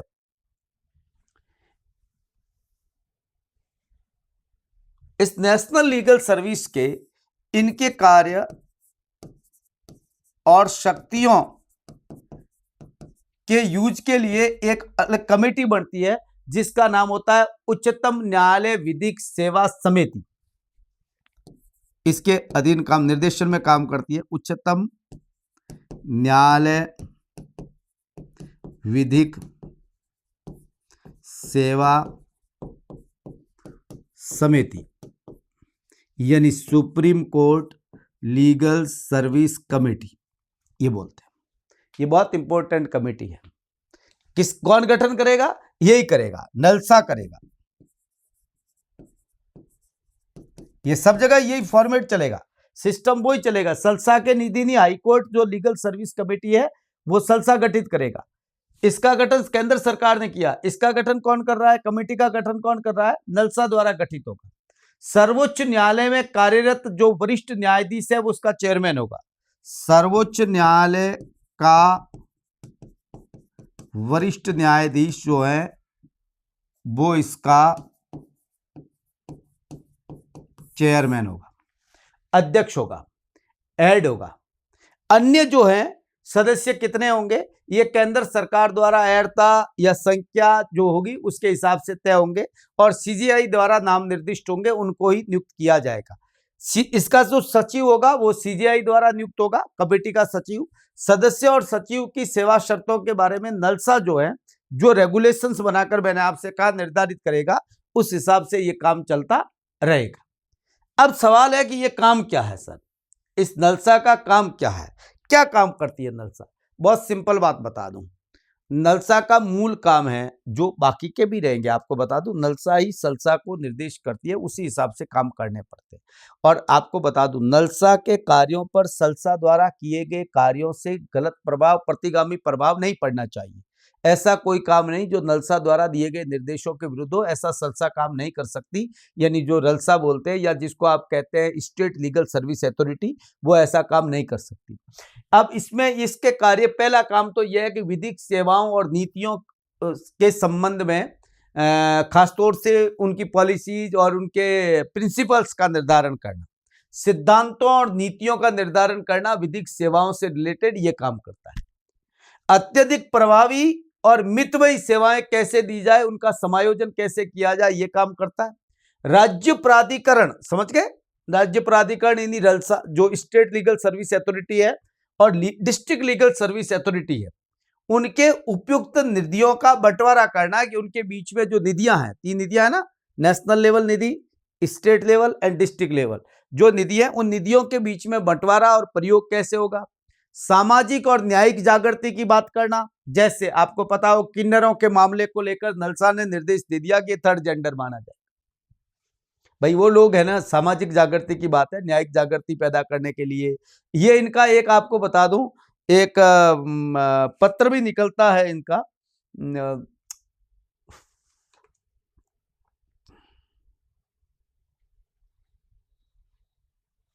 बहुत इंपॉर्टेंट लेटर है, मैं भूल गया, याद है नहीं अभी, बताता हूँ है ना, याद आ जाएगा मुझे। एक पत्र ये निकालते हैं, ऐसे जागृति के लिए सेमिनार आयोजित करवाते हैं, कार्यशालाएं आयोजित करवाते हैं, ऐसा काम करवाते हैं। लोक अदालतों का आयोजन करवाती है, ठीक है। राष्ट्रीय लेवल की जो सुप्रीम कोर्ट में मामले विचाराधीन है वो मामले उसमें जाते हैं ना, सीधी सी बात है। जो सुप्रीम कोर्ट लेवल पर है लोक अदालत, हाई कोर्ट लेवल पर अदालत है, वो हाई कोर्ट में विचाराधीन मामले जाते हैं, और डिस्ट्रिक्ट लेवल के जो मामले विचाराधीन होते हैं वो डिस्ट्रिक्ट लेवल पर लोक अदालत में जाते हैं, और जो तालुका लेवल की लोक अदालत है उसमें तालुका लेवल के विचाराधीन मामले जाते हैं, उसके अधिकार क्षेत्र के मामले जाते हैं। कहने का मतलब यह है, थोड़ा सा ध्यान रखें। विधिक सहायता शिविरों का आयोजित करवाते हैं, वाद विवाद निपटाने पर जोर देते हैं, आपसी मध्यस्थता के द्वारा, सुलह के द्वारा विवादों के निपटारे पर जोर देते हैं, मौलिक अधिकारों की सुपुर्दगी को सुनिश्चित करने, उस पर खासतौर से उसके लिए जो आवश्यक कार्य वो करते हैं। विधिक सहायता कार्यक्रमों के क्रियान्वयन और निगरानी और मूल्यांकन का काम करते हैं। राज्य जिला प्राधिकरणों के लिए विशेष योजनाओं के लिए सहायता अनुदान की व्यवस्था करते हैं। क्लिनिकल जो लीगल एड है उसके लिए खासतौर से विश्वविद्यालय, कॉलेजेज, स्कूल्स वगैरह में प्रोग्राम करवाते हैं ये, ताकि लोगों को जानकारी रहे और वो जागरूक हो। कमजोर वर्गों के लिए खासतौर से विधिक रूप से शिक्षित करने का काम करते हैं। इसके लिए एडवाइजर भी वो रखते हैं, भर्ती करते हैं और फिर वो गांव-गांव जाते हैं और सेमिनार करवाते हैं। ऐसे है तो वो डोफा बनाने की बात, मगर वो बना रहे हैं, काम ऐसे करते हैं, मैंने देखा है और कुछ लोग करते हुए भी मैंने देखे हैं। अभी फॉर्म मांगे गए थे स्टेट लेवल पर, जिसमें कहा गया भाई भेजो आपको हम, और एक दिन के 700 रुपये आपको देंगे एक सेमिनार के। तो इस प्रकार की बातें चलती रहती है। विविध प्रकार के जो खासतौर से विधि प्राधिकरण हैं, समितियां हैं, उनके बीच में समन्वय का काम करता है। सबसे महत्वपूर्ण काम है, जितने भी जो कमेटीज हैं और जो और निकाय हैं, एनजीओज हैं वगैरह है, इनके बीच कोऑर्डिनेशन का काम भी ये करता है। और ये इसके इंपॉर्टेंट कुछ काम है, थोड़ा सा ध्यान रखोगे तो काम हो जाएगा। इससे नलसा से बारे में, नलसा मैंने इसलिए थोड़ा सा स्पीड ले रहा हूं कि हमारे सिलेबस में ये नहीं है। हमारे सिलेबस में राज्य विधिक सेवा प्राधिकरण है ना, तो राजस्थान राज्य विधिक सेवा प्राधिकरण है, तो अपन उसको थोड़ा सा ज्यादा ध्यान देंगे ना, क्योंकि वो सबसे इंपॉर्टेंट बात है और वो अपने को एक एक करके उन पर अपना बात करना पड़ेगा। इनका आदर्श वाक्य है, विद्यार्थियों न्याय सबके लिए, आपको जानकारी हो तो न्याय सबको मिले, सब तक पहुंच हो, और ये पहुंच कैसे तय की जाए, ये सबसे इंपॉर्टेंट बात होती है। इसलिए ये थोड़ा सा ध्यान रखने वाली बात है। बाकी मेरे ख्याल से कोई ऐसी प्रॉब्लम है नहीं जो समझ में नहीं आए या समझ में आने के लायक नहीं हो, ऐसा कुछ नहीं। तो हमारे टॉपिक पर डायरेक्ट आ जाए अपन, यहाँ तक तो आपके ठीक है, मेरे ख्याल से कोई प्रॉब्लम नहीं है, इतना ही लिखना है। ऐसे में नोट्स साथ में दे रहा हूँ, आपको अच्छी तरीके से पता है, मेरे नोट्स को आप यूज कर सकते हैं, और वो नोट्स आपको कहीं और पढ़ने की, कुछ भी पढ़ने की जरूरत नहीं है। जितना मैंने पढ़ाया है वो बेहतर है और बहुत है। भले सेव करके रख लेना, सवाल आने के बाद मेरे को फोन करके पूछ लेना, सर ये सवाल आया था, हम कर दें। अब पढ़ना तो आपको ही है, सीधी सी बात है, और मैं समझा रहा हूँ, इस चीज को भी आपको बहुत अच्छे से समझना है, तभी तो आप बढ़िया तरीके से कर पाएंगे, अन्यथा नहीं कर पाएंगे। तो ये क्या है, राज्य विधिक सेवा प्राधिकरण, और कैसे राजस्थान में काम करता है, इसके एक रूल कैसे बने, रेगुलेशंस कैसे बने, कब गठन हुआ, ये बहुत जरूरी चीज है। तो हेडिंग लगा लूं, अब अपने टॉपिक पर आ जाए। राजस्थान, हेडिंग पूरा लगाते हैं, ठीक रहेगा। राजस्थान राज्य विधिक सेवा लीगल सर्विस अथॉरिटी प्राधिकरण, ये है हमारा टॉपिक। इसको लिखते हैं ऐसे, Rajasthan legal service, Rajasthan state legal service authority, ठीक है, ये हमारा सिलेबस है। विधिक सेवा प्राधिकरण अधिनियम 1987 के सेक्शन 6 में ये प्रावधान है, इसके गठन का प्रावधान है। क्यों गठन किया गया, बात वो की वो है जो आर्टिकल 39A, और मैंने इसके उद्देश्य बताए वही। 39A बहुत अच्छे से आपको ध्यान में रखना है। निःशुल्क और समान न्याय की जो बात करने, निःशुल्क कानूनी सहायता और समान न्याय की जो बात करने वाला आर्टिकल है। 42वां संविधान संशोधन अधिनियम, लघु संविधान, इंदिरा गांधी द्वारा किया गया संविधान संशोधन। और आपको जानकारी हो तो विद्यार्थियों, 3 जनवरी 1977 को ये प्रभावी हुआ था, और इस जो है ये 42वां संविधान संशोधन अधिनियम है, ध्यान रखने वाली बात है, 1976, और जिसके प्रावधानों को कैसे ठीक तरीके से लागू किया जाए, इसके लिए एक राज्य विधिक सेवा प्राधिकरण का प्रावधान विधिक सेवा प्राधिकरण अधिनियम 1987 के सेक्शन 6 में किया गया। बहुत इंपॉर्टेंट सेक्शन है 6, बहुत इंपॉर्टेंट सेक्शन है, आप ये समझ लीजिए, जिसका मोटो है न्याय सबके लिए। नलसा, सलसा, डलसा सबका एक ही मोटो है, न्याय सबके लिए। कानूनन प्रावधान के साथ यहां अपन दो चीजें देखेंगे, एक देखेंगे रूल इससे रिलेटेड और एक देखेंगे इससे रिलेटेड रेगुलेशन। मैं आपसे ये पूछ सकता हूं कि रूल कौन बनाएगा? रूल स्टेट गवर्नमेंट बनाएगी। राजस्थान में रूल बनाए गए, क्या नाम है? Rajasthan state legal service authority rule 1995 बनाया गया, ये रूल है। ऐसे कैसे रेगुलेशन बनाए गए? Rajasthan state legal service authority regulation 1999 किसने बनाए?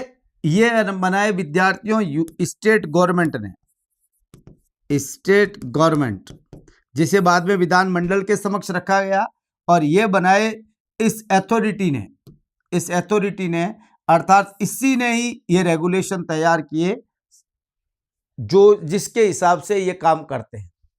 अब जहां प्रावधान कानून के तहत रेगुलेशन से तय होना है वहां रेगुलेशन से तय होता है, जहां तय होना है वहां होता है। इसका गठन किसने किया? सवाल यह है। कानून में प्रावधान है सेक्शन 6 के अंदर राज्य सरकार द्वारा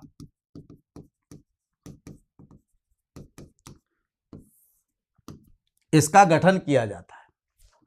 इस अधिनियम के द्वारा दिए के प्रयोजनों और शक्तियों और कार्यों को करने के लिए राज्य लेवल पर राज्य सरकार द्वारा राज्य विधिक सेवा प्राधिकरण का गठन का प्रावधान सेक्शन 6 में है।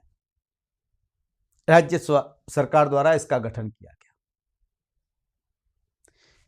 आपको बहुत अच्छे से ध्यान रखना है, ये जो गठन किया गया राज्य सरकार द्वारा, ये तारीख थी 7 अप्रैल 1998, जो हमारी स्टेट गवर्नमेंट ने अधिसूचना निकाली थी। बहुत इंपॉर्टेंट बात है और ध्यान रखने वाली बात है, वो 7 अप्रैल 1998 थी।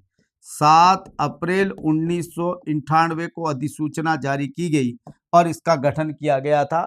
बहुत इंपॉर्टेंट बात थी।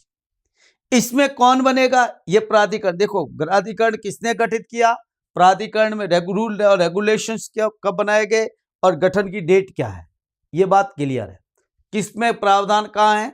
सेक्शन 6 विधिक सेवा प्राधिकरण अधिनियम 1987 का सेक्शन 6 जो 95 9 नवंबर को लागू है, उसके अंदर ये प्रावधान है। कैसे बनेगा? Rajasthan state legal service authority कैसे बनेगी? एक कौन होगा? इसके अंदर एक होगा प्रभारी संरक्षक।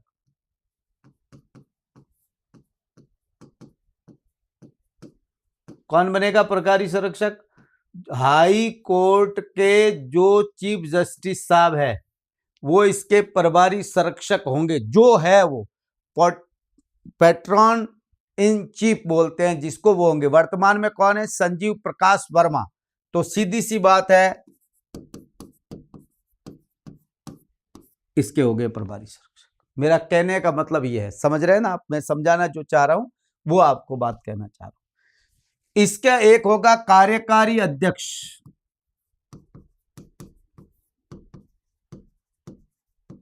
जो कि सुप्रीम हाई कोर्ट का ही जज होगा।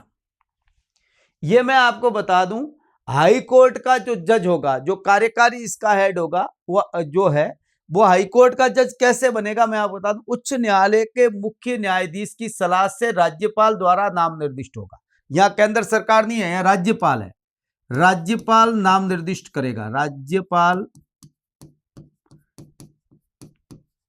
नाम निर्दिष्ट करेगा, मगर किसके कहने पर? हाई कोर्ट के सीजे की सलाह से। वो कहेंगे ना, उनको वो जज है उसको वो इसका कार्यकारी अध्यक्ष बनाएंगे, हेड बनाएंगे। और ध्यान रहे, ये जरूरी नहीं है कि कार्यरत ही हो, ये कार्यरत भी हो सकता है और हाई कोर्ट का जज सेवानिवृत्त भी हो सकता है। सुप्रीम कोर्ट में मैंने बताया आपको, कोई भी कार्यरत जज भी हो सकता है और सेवानिवृत्त भी हो सकता है, जिसको राज्यपाल नाम करेगा, नाम निर्दिष्ट, मगर वो हाई कोर्ट के मुख्य न्यायाधीश की सलाह से करेगा। अन्यथा वो ऐसा नहीं कर सकता। अब इसके साथ जो सदस्य होंगे, एक होते हैं सदस्य और एक होते हैं सदस्य सचिव, ये भी बहुत जरूरी। अब सदस्य कितने होंगे ये बात अलग है, अपन आगे अब रेगुलेशंस की बात मैं अभी करूंगा तो उसके साथ बात करूंगा। मगर ये जो सदस्यों की नियुक्ति होगी, ये जो है ये राज्य सरकार द्वारा नाम निर्दिष्ट होंगे, और चीफ जस्टिस ये सरकार द्वारा नाम निर्दिष्ट, राज्य सरकार द्वारा नाम निर्दिष्ट, परंतु हाई कोर्ट के मुख्य न्यायाधीश की सलाह से उन्हें नाम होंगे, उनको नियुक्त करेंगे। अब मैंने ये नहीं कहा ये कितने होंगे, मैंने कहीं कहा ये कौन होंगे, मैंने नहीं कहा इनकी क्या योग्यता होगी, ये मैंने नहीं कहा। कानून क्या कहता है ये बात कह रहा हूं। ये क्या होगा, ये जो नियम तय करे, जो स्टेट गवर्नमेंट रूल द्वारा निर्धारित करे, वो उतनी संख्या होगी, वो उनके पास योग्यता होगी, वो उनके पदेन मेंबर होंगे, वो उनके कार्यकारी नाम निर्दिष्ट मेंबर होंगे। एक तो नाम निर्दिष्ट मेंबर होते हैं, एक पदेन मेंबर होते हैं। ये नियमों से तय होगा, मेरा कहने का मतलब ये है। अब एक सवाल खड़ा होता है, नियम क्या है सर? नियम भी तो पता होना चाहिए। इस नियमों के लिए हमने एक नियम बनाया, राजस्थान राज्य विधिक सेवा प्राधिकरण नियम, राजस्थान राज्य विधिक सेवा प्राधिकरण रूल। कब बनाए बेटा? अभी बताया मैंने 95 में हमने नियम बनाए। 18 मई 1999 को ये लागू हुए। आपको जानकारी के लिए बता रहा हूं, 18 मई 1999 ये एक्टिवेट प्रभावी तरीके से काम करने लगे। इसमें एक बात बहुत स्पेशल लिखी हुई है, इसमें सदस्यों की संख्या जो है वो 18 से ज्यादा नहीं होगी। किससे ज्यादा नहीं होगी? 18 से ज्यादा नहीं, इस रेगुलेशंस में लिखा हुआ। सदस्य जो हैं 18 से ज्यादा नहीं होंगे। किसमें? Rajasthan state legal service authority के अंदर 18 से ज्यादा सदस्य नहीं होंगे। दो प्रकार के सदस्य होंगे, एक होंगे पदेन और एक होंगे नाम निर्दिष्ट।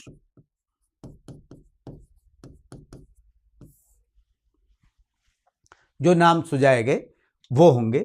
नाम निर्दिष्ट करेगी ये तो सीधी सी बात है, स्टेट गवर्नमेंट करेगी, राज्य सरकार करेगी, और परंतु ये हाई कोर्ट के चीफ जस्टिस के परामर्श से करेगी कि इन सदस्यों को बनाया जाता है।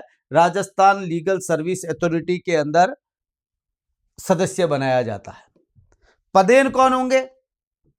एक तो एडवोकेट, यहां पदेन सदस्यों की लिस्ट आपको याद रखनी पड़ेगी। एक तो होंगे हमारे देश राज्य के एडवोकेट जनरल, संवैधानिक पद है आपको पता है, तो महाधिवक्ता जिसको कहते हैं वो होंगे। एक होंगे सचिव वित्त विभाग के, राजस्थान सरकार के वित्त विभाग के जो सेक्रेटरी है, प्रशासनिक मुखिया जिसको बोलते हैं, मंत्री होता है, राजनीतिक मुखिया और प्रशासनिक मुखिया सचिव होता है। तो सचिव जो है वित्त विभाग का, वो इसका पदेन सदस्य होगा। इसी प्रकार सचिव विधि विभाग, जो कानूनी विभाग है, उस विभाग का सचिव भी इसका सदस्य होगा। सरकार शामिल है कि नहीं, मेरा कहने का मतलब ये, कार्यपालिका शामिल है कि नहीं, ये बात मैं आपसे कह रहा हूं। पुलिस महानिदेशक डीजीपी स्टेट गवर्नमेंट का जो है वो इसमें होगा। निर्देशक डायरेक्टर जो है समाज कल्याण विभाग का, क्योंकि समाज कल्याण से रिलेटेड ही बात तो गरीब की है, बात तो न्याय की है, समाज कल्याण का। ऐसे ही विद्यार्थियों में आपको बता दूं, अध्यक्ष राज्य आयोग पिछड़ा वर्ग जो है,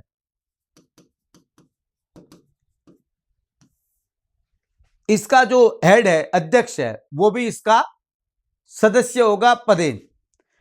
स्टेट बार काउंसिल का जो अध्यक्ष है, अध्यक्ष बार काउंसिल, राज्य की जो बार काउंसिल है, स्टेट बार काउंसिल है, इसका जो अध्यक्ष है वो इसके हेड होंगे। कहने का मतलब क्या है, 1 2 3 4 5 6 7 7 सदस्य तो विद्यार्थियों क्लियर कट हो गए जो पदेन है। ये तो है ही है, ये तो है ही है। तो बाकी जो सदस्य हैं वो कितने से ज्यादा नहीं होने चाहिए, 11 से ज्यादा नहीं होने चाहिए। अन्य सदस्य जो हैं वो 11 से ज्यादा नहीं होने चाहिए। कौन निर्दिष्ट करेगा इन सदस्यों के नाम निर्दिष्ट? State government. किसके कहने पर? हाई कोर्ट के मुख्य न्यायाधीश के कहने पर। मगर ध्यान रखने वाली बात है, इन सदस्यों के लिए क्या योग्यता चाहिए, तो इसमें लिखा हुआ है या SC ST, महिला, चाइल्ड, एकल महिला, ध्यान रखें, एकल महिला, ए वुमन, एकल चाइल्ड, एकल बच्चा जिसका है ऐसा कोई, रूरल एंड अर्बन गवर्नमेंट के लेबर मजदूर, कोई सामाजिक विख्यात कार्यकर्ता, विधि क्षेत्र में काम करने वाला कोई व्यक्ति, सेवा स्कीमों, विधिक सेवा स्कीमों के बारे में कोई प्रतिष्ठित व्यक्ति जो हैं, उनमें से इनको सदस्य बनाया जाना चाहिए। यह प्रावधान है, मैं आपसे क्लियर कहता हूं, यह सिस्टम है, उनको सदस्य बनाया जाएगा। हर एक ऐसा नहीं है कि वो सदस्य बन जाए। तो एक बात तो क्लियर हो गई कि इसमें 2 प्रकार के मेंबर हैं। एक तो नाम निर्दिष्ट मेंबर जो स्टेट गवर्नमेंट द्वारा हाई कोर्ट के मुख्य न्यायाधीश की सलाह से नाम निर्दिष्ट होते हैं, और दूसरे पदेन सदस्य होते हैं। ये किससे तय हुए हैं? ये नियमों द्वारा तय किया गया है, स्टेट गवर्नमेंट द्वारा निर्मित नियमों से तय है। मैं आपको जानकारी के लिए बता देना चाहता हूं, ये जो सदस्य हैं नाम निर्दिष्ट, ये 2 साल के लिए नियुक्त किए जाते हैं। इनका कार्यकाल 2 वर्ष के लिए होता है। यदि दोबारा नियुक्त किया जाना होता है तो कोई प्रॉब्लम नहीं है, दोबारा नियुक्त किया जा सकता है, मगर नियुक्त है। इनका जो सदस्य सचिव है, बहुत इंपॉर्टेंट बात ये रह गई थी, मैं आपको सिंपल सी बात बताऊं। सदस्य सचिव की एक योग्यता यह है, बहुत इंपॉर्टेंट योग्यता है, कि जिला न्यायाधीश रैंक से कम रैंक का नहीं होना चाहिए। जो भी ये होगा, ये डीजे रैंक से नीचे का नहीं हो, रैंक से नीचे का नहीं होना चाहिए जो इनका सदस्य सचिव होगा। राज्य सरकार द्वारा नियुक्त होगा सदस्य सचिव भी, मगर हाई कोर्ट के मुख्य न्यायाधीश के परामर्श से, सलाह से किया जाएगा। यह बड़ी सिंपल चीज है, साधारण सी चीज है, आपको ध्यान में रखना है। एक बहुत मैं स्पेशल बात बताना चाहता हूं।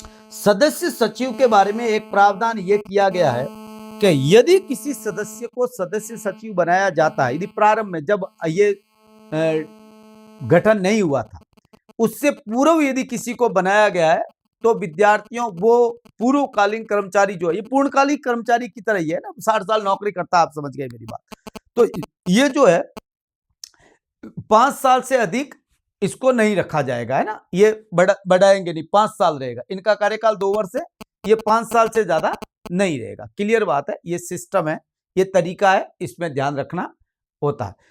सदस्य सचिव का बहुत इंपॉर्टेंट काम होते हैं, और खास बात यह है कि इनके काम महत्वपूर्ण भी है, प्रशासनिक हेड होता है, इसलिए निःशुल्क विधिक सेवा का काम यह करता है।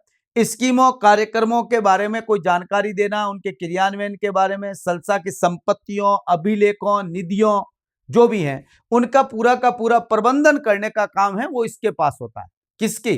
जो प्राधिकरण की संपत्ति है, जो निधि है, जो अभिलेख है, उनका आय व्यय का लेखा रखने का काम, तुलन पत्र तैयार करने का काम, उसका विवरण देने का काम, ये सब का सब काम सदस्य सचिव को देखना होता है। ये बहुत इंपॉर्टेंट बात है, आपको अच्छी तरीके से इसके ध्यान में रखना है। हाँ, ये ध्यान रखने वाली बात है कि राजस्थान राज्य विधिक सेवा प्राधिकरण की गठन के जो तुरंत पहले जो था, वो राज्य विधिक सहायता या जो सलाह मंडल था, उसके सचिव के रूप में जो कार्य कर रहा था, उसको मैंने कहा ना सचिव बनाया जाता है, कार्य करता है तो वो कर सकता है, मगर वो 5 साल तक के लिए ही था।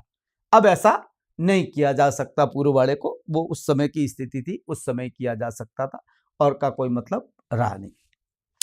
इनको जितने भी कर्मचारी चाहिए काम करने के लिए, अधिकारी चाहिए, जितनी संख्या में चाहिए वो हाई कोर्ट के न्यायाधीश, हाई कोर्ट के मुख्य न्यायाधीश की सलाह से राज्य सरकार द्वारा जो तय है उतने उनको देने होते हैं।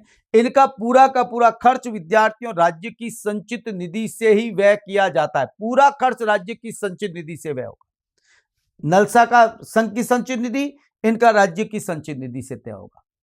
सभी आदेश, इस प्राधिकरण के सभी आदेश निर्णय जो है वो सदस्य सचिव या जो सल्सा के कार्यकारी चेयरमैन है, ये जो कार्यकारी चेयरमैन है इनके द्वारा जारी किए जाएंगे, अधिकृत होंगे, साइन से निकलेंगे और वो अपने आप में लीगल होंगे, वैलिड होंगे। क्लियर बात है, उसमें कोई प्रॉब्लम है नहीं। हाँ, गठन में त्रुटि या कोई स्थान रिक्त है तो इसके आधार पर उसके द्वारा की गई कोई भी कार्रवाई अमान्य नहीं होती है, वो मान्य होती है।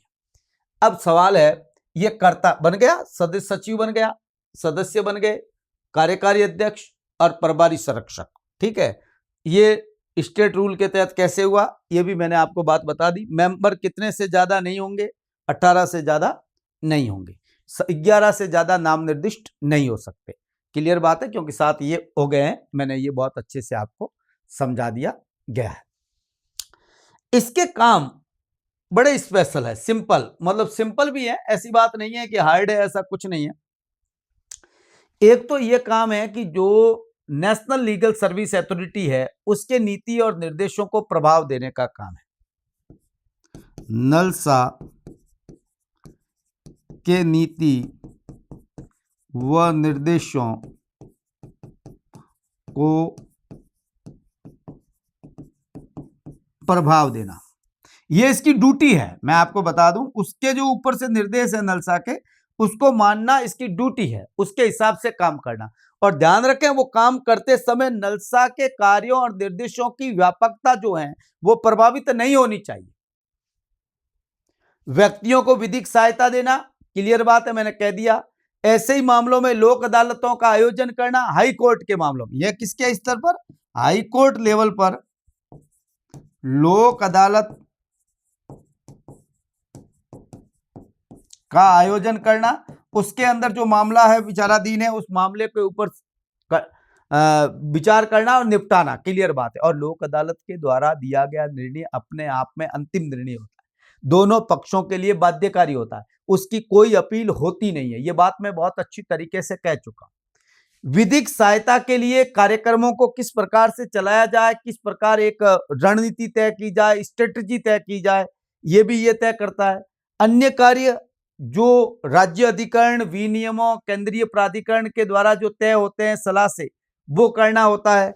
अन्य अधिकरणों के बीच समन्वय का काम सेक्शन 8, बहुत कार्य इनके जो हैं, ये जो सेक्शन है, ये सेक्शन है 7 कार्य, और सेक्शन 8 जो है, बहुत इंपॉर्टेंट बात मैं बताना चाहता हूं, इसका काम है अन्य विधिक अधिकरणों और जो भी कमेटीज काम करती है, जो भी एनजीओ वगैरह है, उनके बीच कोऑर्डिनेशन का काम जो है, ये समन्वय का काम, अन्य अधिकरणों के साथ समन्वय का काम सेक्शन 8 है, कार्य सेक्शन 7 है और गठन सेक्शन 6 है। ये थोड़ा सा ध्यान रखने वाली बात है, आजकल सवाल पूछे ऐसे जाने लग गए, तो आपको ये बातें ध्यान रखनी पड़ेगी, तब आप काम कर पाएंगे अच्छे से नहीं तो सही कर नहीं पाएंगे आप। इसलिए मैं आपसे कह रहा हूं। तो कैसे बना सल्सा, कैसे बना देख लिया आपने, सदस्य कैसे, कौन प्रभारी, संरक्षक, सदस्य, सदस्य सचिव, ऐसे लिखो एक पेज। फिर उसमें ये होगा, ये होगा, ये सदस्य, सदस्य 2 प्रकार के होंगे, पदे नाम निर्दिष्ट, कौन करेगा ध्यान रखो। सदस्य सचिव कौन होगा, किससे नीचे काम, काम को बहुत बढ़िया तरीके से लिखना है और उसमें ध्यान रखना है कि नलसा द्वारा जो काम दिए जा रहे हैं वो करने हैं उनको, उसके किसी प्रकार का उन पर नेगेटिव असर नहीं पड़ना चाहिए, ये बात ध्यान रखना होता है। वो शक्तियों को कम नहीं कर सकते आप, उनके निर्देशों को मानना होता है। लोक अदालतों का गठन, ये बहुत इंपॉर्टेंट बात है, किस लेवल पर, हाई कोर्ट लेवल पर, ठीक है ना। बाकी ये निर्देश देता ही है, नीचे डलसा है वो डिस्ट्रिक्ट लेवल पर, जो नीचे तालुका समिति है, विधिक सेवा समिति, वो उपखंड लेवल पर ऐसा करती है ना। ये जनरल बातें हैं, थोड़ा सा ध्यान रखोगे तो काम आसानी से हो जाएगा, कोई प्रॉब्लम आएगी नहीं। अब बात रही विद्यार्थियों, इसके अधीन एक संस्था काम करती है जिसका यही गठन करता है, सल्सा करता है, राजस्थान के अंदर उच्च न्यायालय विधिक सेवा समिति। उच्च न्यायालय सेक्शन 8K का उच्च न्यायालय विधिक सेवा समिति, इसका गठन कौन करता है? यही Rajasthan state legal service authority द्वारा इसका गठन होता है, यह गठन करता है। इसको उच्च न्यायालय विधिक सेवा समिति कहते हैं। सेक्शन बहुत इंपॉर्टेंट कमेटी है, बहुत इंपॉर्टेंट 8 का, और बहुत अच्छी तरीके से इसको समझना है अपने को ये कैसे काम करती है। और आपको बता दूं राजस्थान में ये हाईकोर्ट लेवल पर काम करती है, मगर आपको जानकारी के लिए बता, लिखा हो ना हाईकोर्ट उच्च न्यायालय विधिक सेवा समिति, हाईकोर्ट लेवल पर काम करती है। मगर हमारे 2 पीठ है, एक जयपुर में भी है, जोधपुर में भी है। तो जयपुर और जोधपुर पीठ के लिए, जयपुर पीठ के लिए पृथक जो है हाईकोर्ट विधिक सेवा उप समिति का गठन किया जा सकता है, कोई प्रॉब्लम नहीं है, प्रावधान है। जयपुर की पीठ के लिए अलग उच्च न्यायालय विधिक सेवा समिति का गठन किया जा सकता है, पृथक हाईकोर्ट विधिक सेवा समिति गठित की जा सकेगी, यह प्रावधान है सेक्शन 8 का, इसलिए ऐसा किया जा सकता है। गठन कौन करता है? यह करता है Rajasthan state legal service authority द्वारा किया जाता है। इसका गठन कौन करता है? स्टेट गवर्नमेंट करती है, ठीक है। इसके विनियम कौन तय करेगा? यह तय करेगा। और इसके रेगुलेशंस विनियम बने हुए राजस्थान राज्य विधिक सेवा प्राधिकार अधिनियम विनियम 1999 3 फरवरी 1999 बने हुए हैं, जिसके तहत ये गठित होता है। कैसे काम करती है पहले ये पढ़ेंगे, फिर रेगुलेशंस क्या है ये भी अपने को एक एक करके समझना है।